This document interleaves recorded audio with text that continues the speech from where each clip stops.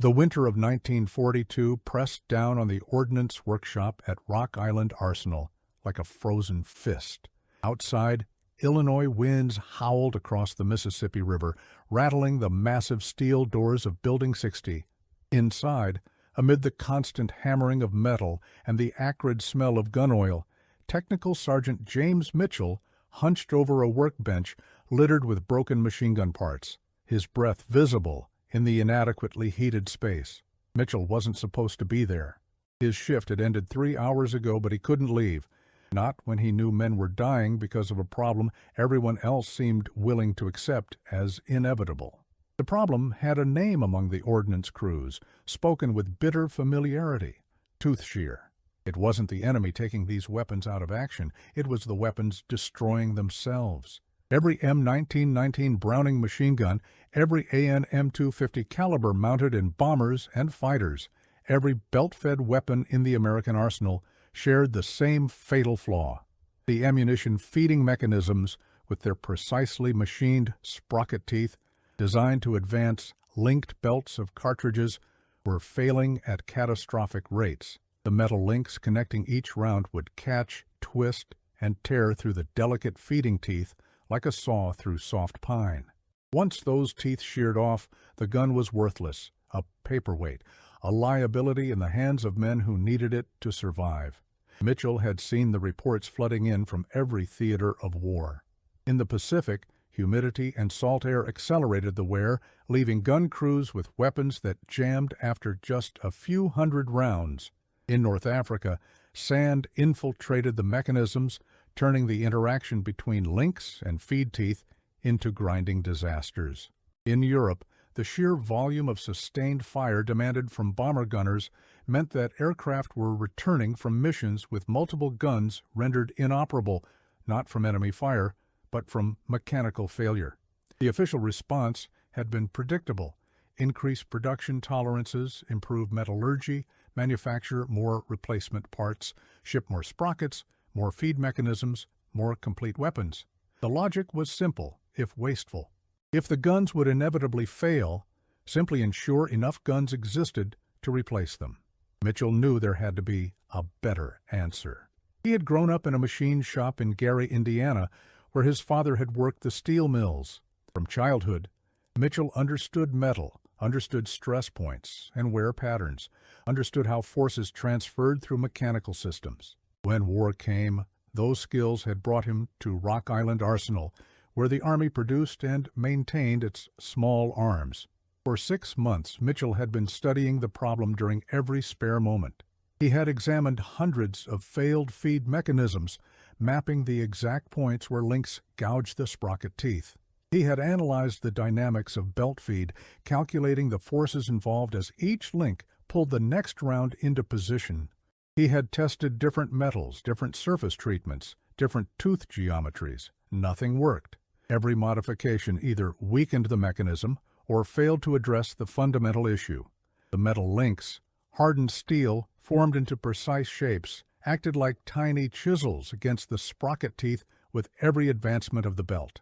The faster the rate of fire, the more catastrophic the damage. The breakthrough came not from metallurgy or geometry, but from an unexpected observation.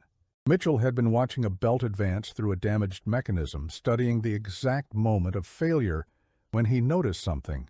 The link didn't shear the tooth through direct impact. Instead, it caught on the tooth's edge at a slight angle, then levered against it as the sprocket rotated. The tooth failed not from the strength of the impact, but from the mechanical advantage the link gained in that brief moment of contact. What if, Mitchell thought, the link never made that contact in the first place? He began sketching, not modifications to the sprocket itself, but something else entirely, a guide, a deflector plate that would intercept the spent links as they separated from the cartridges, directing them away from the feed mechanism along a controlled path before they could interact destructively with the sprocket teeth. But here was the challenge. The deflector had to allow the belt to feed smoothly, while simultaneously catching and redirecting the separating links. It needed to be strong enough to withstand the impact of hundreds of steel links per minute, yet flexible enough not to interfere with the feeding action. It needed to work with existing weapons without requiring modifications to the gun itself. Mitchell's solution was elegant in its simplicity, if unorthodox in its appearance. He designed a curved deflector plate with a series of serrated edges, each edge precisely angled to catch a separating link and guide it along the deflector's face. The serrations gave it the appearance of a saw blade, though its function was exactly opposite. Where a saw blade cut through material, this deflector would redirect and absorb impact, dissipating the destructive force before it reached the vulnerable sprocket teeth. The serrated design served multiple purposes. Each serration created a small pocket that would momentarily capture a link, slowing its momentum before channeling it along the next serration toward the ejection path. The pattern distributed stress across the entire deflector rather than concentrating it at a single point. Most cleverly, the serrations were spaced to match the rhythm of the belt feed, ensuring that links would encounter a serration at precisely the right moment in their separation cycle. Mitchell machined the first prototype himself, working through the night in violation of approximately a dozen regulations about unauthorized use of arsenal equipment. By dawn, he had a piece of formed steel that looked, as his supervisor would later observe, with considerable skepticism, like someone had tried to manufacture a handsaw and given up halfway through. The first test was conducted in secret. Mitchell waited until the firing range was empty during the lunch break, mounted his deflector on a test stand M1919, and loaded a belt of ammunition. His hands shook slightly as he charged the weapon. 6 months of work, hundreds of hours of analysis and calculation all came down to this moment. He pressed the trigger. The gun roared to life, cycling through 50 rounds in seconds. The spent links, instead of careening back into the feed mechanism, bounced off the deflector and ejected cleanly to the side. Mitchell opened the feed cover, his heart pounding. The sprocket teeth were unmarked. Perfect. He ran the test again. Another 50 rounds, then another 100, then 250, emptying the ammunition can in one sustained burst that would normally guarantee tooth damage. When the barrel was too hot to touch and the air was thick with cordite smoke, Mitchell examined the mechanism again. The sprocket teeth looked brand new. Mitchell knew his discovery would face resistance. Innovation always did, especially when it came from someone without the credentials the brass expected. He was a technical sergeant, not an engineer. He worked with his hands, not with equations. The Army had entire departments filled with college-educated ordnance officers whose job was to solve exactly these kinds of problems. The idea that a solution could come from the arsenal floor rather than a design bureau would not be welcomed. He was correct. When Mitchell presented his deflector to Captain Robert Holloway, the arsenal's ordnance chief, the response was immediate and dismissive. Holloway barely glanced at the drawings before pushing them back across his desk. "Sergeant, I appreciate your initiative, but we have trained engineers working on feed mechanism improvements. If there was a simple solution like a deflector plate, don't you think they would have found it?" "Sir, with respect, they've been looking at the wrong problem. They're trying to make the teeth stronger. I'm proposing we prevent the damage in the first place." "By putting what looks like a saw blade on the side of the gun?"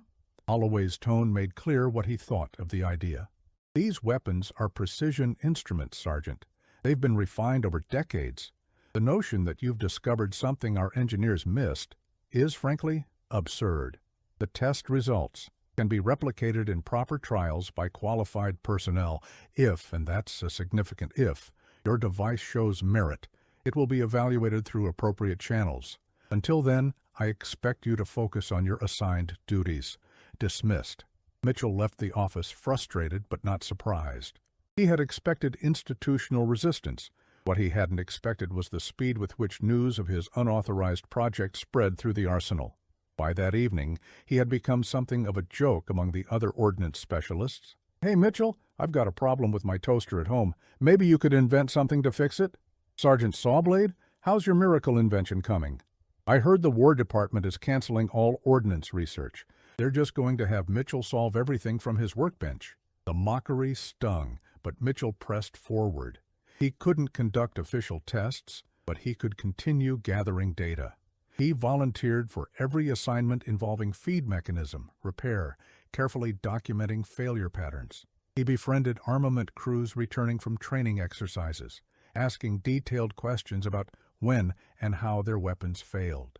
He wrote up his findings in careful technical language and submitted them through proper channels. Every report was acknowledged and filed away. None generated action.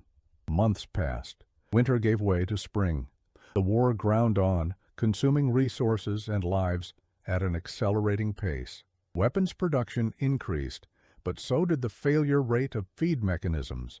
Maintenance crews worked around the clock, replacing damaged sprockets. Armament officers sent increasingly urgent requests for more spare parts, more replacement weapons, more of everything. Mitchell's deflector gathered dust in a corner of his workshop, a monument to an idea no one wanted to hear. Then came the mission that changed everything. On June 26, 1943, a formation of 91 B-17 Flying Fortresses struck the industrial complex at Villacoublay, France, in broad daylight. The raid was part of the 8th Air Force's escalating campaign against German military production, and the planners expected heavy resistance. They were not disappointed. The formation was intercepted by more than 100 Luftwaffe fighters, Focke-Wulf 190s and Messerschmitt 109s, attacking in waves. The bombers' defensive firepower, provided by 13 50 caliber machine guns per aircraft, was all that stood between the crews and destruction. For 45 minutes, the air battle raged. In the radio compartment of a B-17 called Liberty Bell, Gunner Staff Sergeant Thomas Crawford fought desperately to keep his weapon firing. His 50 caliber had been working perfectly until a Focke-Wulf's cannon shell exploded near the gun mount, peppering the mechanism with shrapnel. The weapon continued cycling, but something was wrong with the feed. The belt was jamming every few rounds, forcing Crawford to clear the malfunction manually before he could fire again.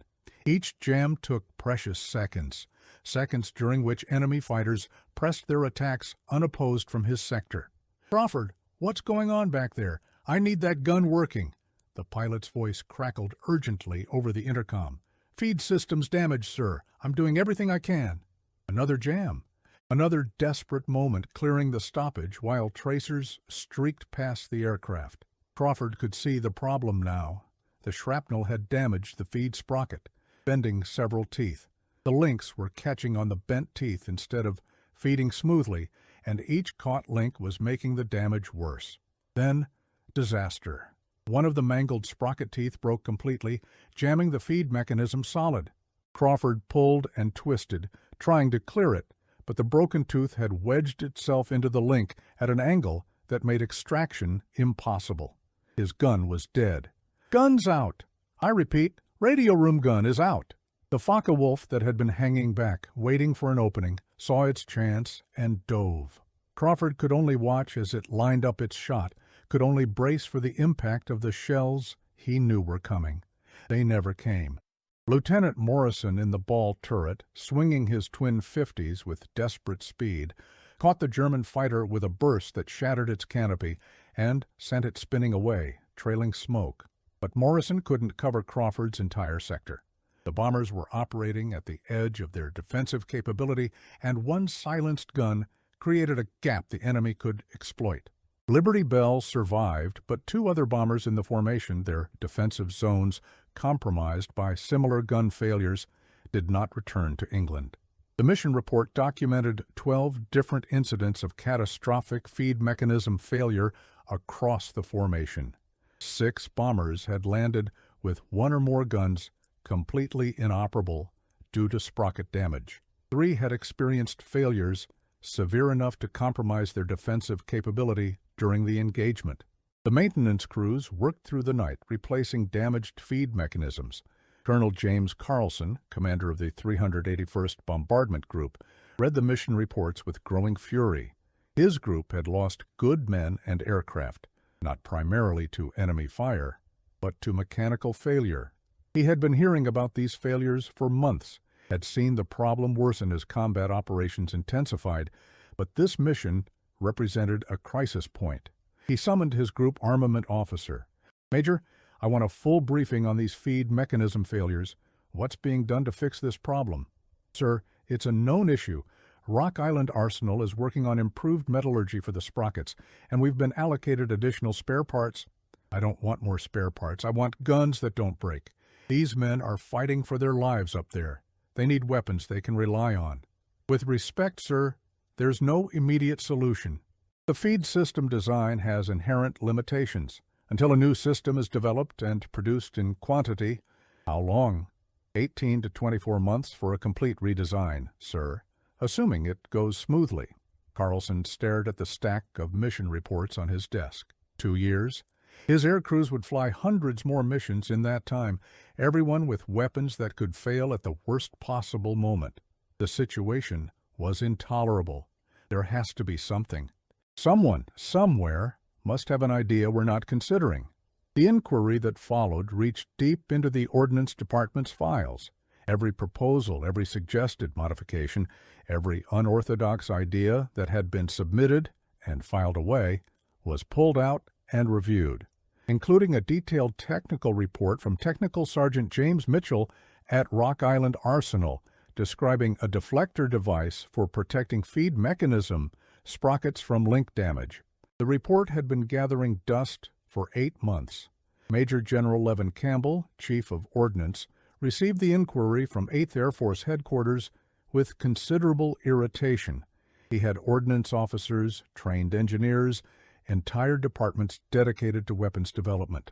The notion that some sergeant had designed something his experts had missed seemed unlikely at best. Nevertheless, the inquiry had come directly from the European Theater of Operations, backed by combat loss reports that made the feed mechanism problem impossible to ignore. Campbell directed his staff to locate this Sergeant Mitchell and determine if his design had any merit. The telegram arrived at Rock Island Arsenal on a Thursday afternoon. Mitchell was in the machine shop supervising the refurbishment of a batch of water-cooled M1917 machine guns when Captain Holloway found him. "Sergeant Mitchell, my office, now." Mitchell followed, wondering what infraction he was being accused of this time. Holloway's expression gave nothing away. Once inside the office, Holloway closed the door and turned to face Mitchell. "I owe you an apology." Those were not the words Mitchell had expected. "Sir, your deflector design, the one I dismissed as absurd." Holloway held up a telegram. "The 8th Air Force has specifically requested information about it. The Chief of Ordnance wants a full evaluation." Mitchell felt the words wash over him without quite processing them. "They want to evaluate the deflector?" "More than evaluate. If your design works as you claim, they want it in production immediately. The feed mechanism failure rate in combat is approaching crisis levels." Holloway paused. "I should have listened to you months ago. Men have died because I didn't. Sir, Can you have a demonstration unit ready in 48 hours? "I have one ready now, sir. I've been maintaining it, running periodic tests. The design works. It just needed someone to look at it." "Then let's give them something to look at." The demonstration 2 days later drew an audience Mitchell had never imagined. 3 colonels, 2 lieutenant colonels, a major general who had flown in specifically from Washington, and a dozen ordnance officers and engineers gathered around the firing range as Mitchell mounted his deflector on a standard M1919 machine gun.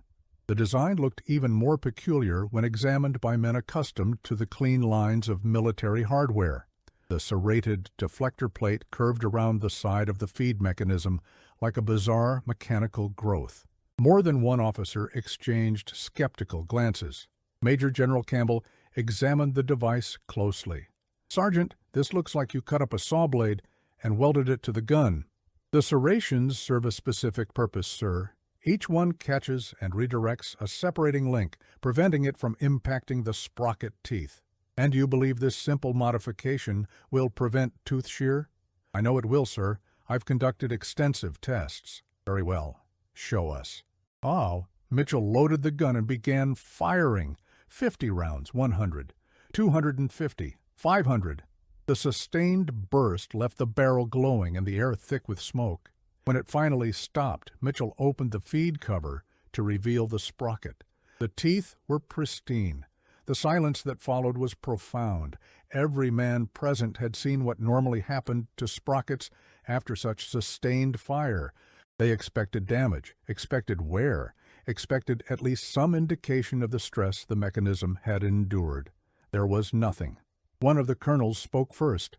"Do it again, different gun." They ran the test on 4 different weapons, with different batches of ammunition, different firing rates. Each time, the deflector performed flawlessly. The links, instead of destroying the sprocket teeth, bounced harmlessly off the serrated deflector and ejected cleanly. By the end of the demonstration, Mitchell had fired more than 3,000 rounds without a single sprocket tooth showing any damage. General Campbell turned to his chief engineer, a lieutenant colonel with a Ph.D. from MIT. "Well, sir, it's the most elegant solution to a complex problem I've seen in 20 years of ordnance work. It doesn't modify the weapon. It doesn't require special ammunition. It's just a piece of formed steel that completely changes the dynamics of the feed system. It's brilliant. Can we produce it?" "The design is simple enough for any competent machine shop. We could have production drawings completed in a week and manufacturing started within a month." Campbell nodded slowly, then turned to Mitchell. "Sergeant, I'm told you've been trying to get someone to look at this design for nearly a year." "Yes, sir." "I apologize. The bureaucracy of war moves slowly, and good ideas sometimes get lost. That won't happen again." He paused. "I'm authorizing immediate production of your deflector for all M119 and AN-M2 weapons. I'm also recommending you for promotion and a commendation for your work." "Thank you, sir, but I don't need recognition. I just want the men using these weapons to have equipment they can rely on." "You've given them that, Sergeant. You may have saved more lives with this piece of steel than many men will save with rifles." The transition from prototype to production happened with remarkable speed, driven by the urgent need in every theater of war. Within 6 weeks, the first production deflectors were being mounted on weapons at Rock Island Arsenal. Within 3 months, retrofit kits were shipping to ordnance depots worldwide. Within 6 months, every M19 and AN-M2 in American service had been fitted with what the troops had begun calling the Mitchell deflector. The impact was immediate and measurable. Feed mechanism failure rates dropped by 90%.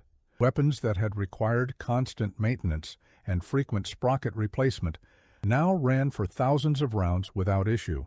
Gun crews and bombers reported being able to sustain defensive fire through entire engagements without jamming. Ground troops discovered their machine guns remained operational through battles that would have previously rendered them useless. Staff Sergeant Thomas Crawford, the radio gunner whose feed mechanism had failed over Villacoublay, encountered the deflector for the first time when Liberty Bell received its retrofit kit in September 1943. The armament sergeant installing it explained its purpose while Crawford watched. "It's called a Mitchell deflector. Some sergeant back at Rock Island invented it. Keeps the links from tearing up the sprocket teeth." Crawford ran his finger along the serrated edge, thinking about that day over France, about the helpless minutes when his gun had been silent, about the 2 crews that hadn't made it home. "Does it work?" "According to the guys who've been using them, it's like having a completely different gun, reliable as a rifle." Over the next months, Crawford flew 23 more combat missions. His .50 caliber, now equipped with its deflector, never failed once. The deflector's success extended beyond American forces. Under Lend-Lease, the design was shared with Allied nations operating American weapons. British Lancaster bombers mounting Browning guns received retrofit kits. Soviet forces using American-supplied machine guns received them. Australian and New Zealand forces in the Pacific received them. The simple modification spread across every front of the war. Technical Sergeant Mitchell, now Technical Sergeant First Class Mitchell, found himself in demand as a speaker and consultant. Ordnance schools wanted him to lecture on practical weapons development. Engineering programs wanted to analyze his design process. The Army even produced a training film featuring the deflector, explaining its operation and proper installation. Through all of this, Mitchell remained focused on the work. He continued refining the design, developing versions for different weapon systems, investigating other areas where similar approaches might solve stubborn problems. He never sought publicity, never promoted himself, never claimed credit beyond what was necessary to get his ideas implemented. But among the men who used the weapons he had improved, his name became legendary. Armament crews spoke of the Mitchell Deflector with reverence normally reserved for particularly effective weapons. Pilots and gunners knew that when they pressed the trigger, their guns would fire. That certainty, that reliability in the chaos of combat, was worth more than any amount of advanced technology. The story of the deflector's development became a cautionary tale within the Ordnance Department, a reminder of how easily good ideas could be overlooked when they came from unexpected sources. Captain Holloway, the officer who had initially dismissed Mitchell's design, used the experience to restructure how his department evaluated proposals from enlisted personnel. Other arsenals followed suit, creating formal channels for submissions from anyone, regardless of rank or credentials. By war's end, the Mitchell Deflector had been installed on more than 500,000 weapons. It had survived millions of rounds of combat firing. It had proven itself in every climate and condition where American forces fought. The feed mechanism failure problem that had seemed intractable, that ordnance experts had believed would require years of development to solve, had been eliminated by a piece of serrated steel designed by a sergeant working alone in a basement workshop. The deflector remained in service long after the war ended. When the M19-019 was converted to 7.62 mm NATO and redesignated the M19-019A6, the deflector was retained. When aircraft armament evolved to new systems, the principles Mitchell had discovered were incorporated into the designs. The lessons learned from the deflector influenced ammunition feed development for decades. Mitchell himself returned to civilian life after the war, taking a position with a major firearms manufacturer where his practical approach to weapons development found enthusiastic support. He held 17 patents by the time he retired, each addressing a specific problem with elegant simplicity. But he always considered the deflector his most important work, not for its technical cleverness, but for its impact on the men who depended on it. In 1958, at a reunion of veterans from the 301st Bombardment Group, Mitchell was approached by a man he didn't recognize. Thomas Crawford, now 15 years older and considerably grayer, introduced himself and shook Mitchell's hand firmly. "I wanted to thank you," Crawford said. "I flew 29 missions with a gun that had your deflector on it, never jammed once. I don't know if I would have made it home without your invention." "It was just a piece of metal," Mitchell replied, "just something that needed to be made." "No, sir. It was the difference between a weapon I could trust and a weapon that would fail when I needed it most. That's not just a piece of metal. That's the difference between life and death." Crawford pulled an envelope from his pocket. "I want you to have this." Inside was a photograph taken in 1944. It showed Crawford standing beside Liberty Bell, his .50 caliber machine gun prominently displayed. Mounted on the gun's feed mechanism, clearly visible, was the deflector. On the back of the photo, Crawford had written, "To the man who brought us home." Mitchell kept that photograph on his desk for the rest of his life. The story of the Mitchell Deflector is often overlooked in the grand narrative of World War II technological development. It lacks the dramatic appeal of radar or the revolutionary impact of the atomic bomb. It's simply a curved piece of serrated steel that solved a specific mechanical problem. But for the men who flew through flak and fighters, for the gunners who held their positions under impossible odds, for the soldiers who defended their lines with machine guns they knew would function, this simple innovation represented something profound. It represented the difference between survival and disaster. It represented the value of practical knowledge and persistent effort. It represented what was possible when someone refused to accept that a problem was unsolvable simply because experts said it was. James Mitchell never sought fame for his work. He simply saw a problem, understood its cause, and developed a solution. That the solution worked better than anyone expected, that it saved countless lives and improved the effectiveness of American forces across every theater of war, was almost secondary to the basic satisfaction of solving a difficult problem well. But history remembers not just the inventions, but the people who persisted despite dismissal and doubt. History remembers the armament crews who worked impossible hours to keep weapons functioning. History remembers the combat crews who trusted their lives to equipment that too often failed them. And history remembers the quiet sergeant who looked at a problem everyone else had accepted as inevitable and refused to accept that answer. The deflector itself, that peculiar piece of serrated steel that skeptics once compared to a botched saw blade, became standard equipment on hundreds of thousands of weapons. It prevented millions of potential failures. It kept machine guns firing when silence could mean death. It did its job with the same unassuming effectiveness as the man who designed it. In the end, that may be the most important lesson of the Mitchell deflector. Innovation doesn't always come from research laboratories or engineering departments. Sometimes it comes from a workshop on a cold night created by someone who understands both the problem and the practical realities of solving it. Sometimes the most revolutionary developments are the simplest ones, the solutions that seem obvious only after someone has finally seen what everyone else missed. The men who laughed at the sergeant's Sawblade Deflector learned that lesson the hard way. The men whose lives were saved by it never forgot it. And the principle Mitchell demonstrated, that practical knowledge and persistent effort can solve problems that experts declare unsolvable, remains relevant long after the last M1919 was retired from service. The war ended. The world moved on. But somewhere in military museums and private collections, those deflectors remain mounted on weapons that once served in combat. They look strange to modern eyes, those serrated pieces of steel that seem almost primitive compared to contemporary technology. But every one represents countless rounds fired without failure, countless moments when a weapon performed exactly as needed, countless instances where reliability made the difference. And everyone represents a lesson about innovation, persistence, and the value of refusing to accept impossible as an answer.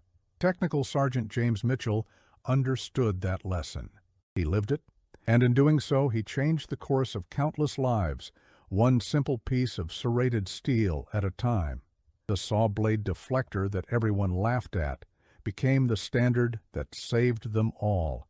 Sometimes the simplest solutions are the ones we overlook the longest. Sometimes the most important innovations come from the least expected places. And sometimes a sergeant with a good idea and the persistence to see it through can change the world. That is the legacy of the Mitchell deflector. Not just a piece of metal, but a reminder that good ideas deserve to be heard, that practical knowledge matters, and that one person's determination to solve a problem can make a difference far beyond anything they imagined. The links stopped tearing the teeth. The guns kept firing. The men came home, and a piece of serrated steel, born in a cold workshop on a winter night in 1942, became part of the arsenal that helped win a war.